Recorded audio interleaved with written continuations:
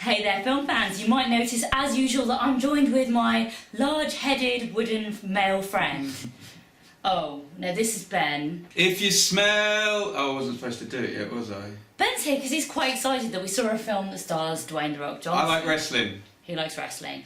And moving on, we saw... What film did we see? Central Intelligence. Starring Dwayne "The Rock" Johnson and Kevin Hart. Which has the tagline, all you need is a little heart and a big Johnson.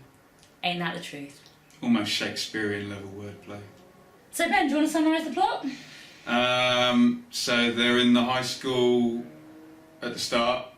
Yep. And there's some flagrant bullying and The Rock pretending to be a camp. How would you describe? An overweight, camp, unicorn-loving... This is the only way to get sympathy child.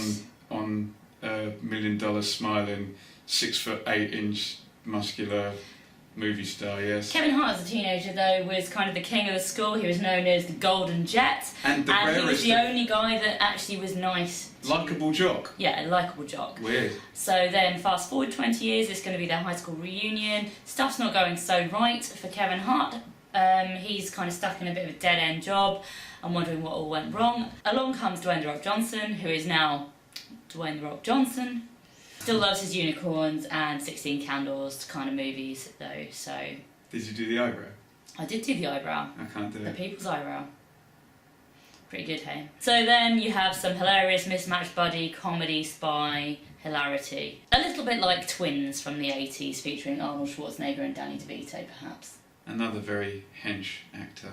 And little comedian. Yes. Hence the comparison.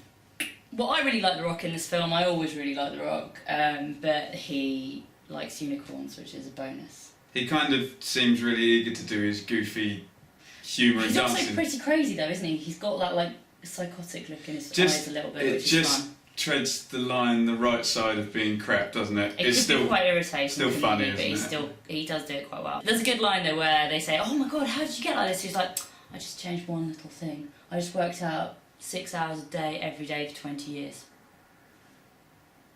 And that's probably true, really. I think everyone's rooting for the kid that got bullied at school who turned out to be The Rock, though. Kevin Hart's pretty good in this too, although he's not as good as he is in Secret Life of Pets as a psychotic bunny. But then, really, what is as good as Kevin Hart pretending to be a psychotic bunny? Did you think they had good chemistry? I did, yeah. So we had Aaron Paul in there, we had Jason Bateman. What did you think of them?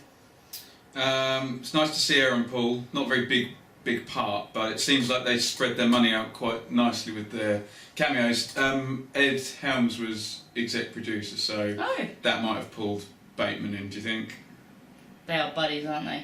I found there were a couple of backslappy, in-jokey things going on, like referring to The Rock as like Hercules. Yeah. Because he was in Hercules. Well, and his character was called, well... Oh, he's called... He's called Stone. Well, he's called Robbie Weirdick, which is again Shakespearean level wordplay. He was called Bob Stone, like Rock, but there was a couple of other... Robbie, which is like Rocky, isn't it?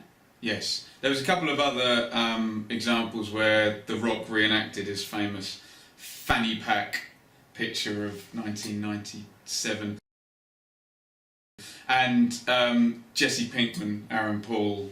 Said bitch. Might have shot a gun and said bitch afterwards, which I predicted. He didn't say science though. It's a pretty bad plotline, I think, though. It's just stringing together some cameos, right? Pretty much, yeah. Yeah? For me as well, there's something about it that didn't quite gel together. Even though they did have a good dynamic, I did feel it didn't quite deliver. It seemed like it was a little bit too box-ticky and a little bit too unbelievable. Would you agree with that, or did you... I think I liked it better than you. I think it was pretty superficial, surface thing, but it was just The Rock and Kevin Hart being funny with a superficial film around them. Do you know what I mean? And it was nothing more than that. Do you not think that's a problem in itself? It didn't pretend to be a work of art, did it? It just... And based on the trailers, I think it was better than we might have expected. What my colleague said was, it sounds like the ideal... It doesn't matter what your colleague said. What my colleague said was that it sounds like the ideal movie to watch on a long-haul flight, where you don't really want to think about anything too hard, and you just want to laugh along. But what did you guys think? Did you like it as much as he did, or were you a little bit reserved like me? Let me know in the comments, and don't forget to subscribe to my channel. Can't do it. I noticed.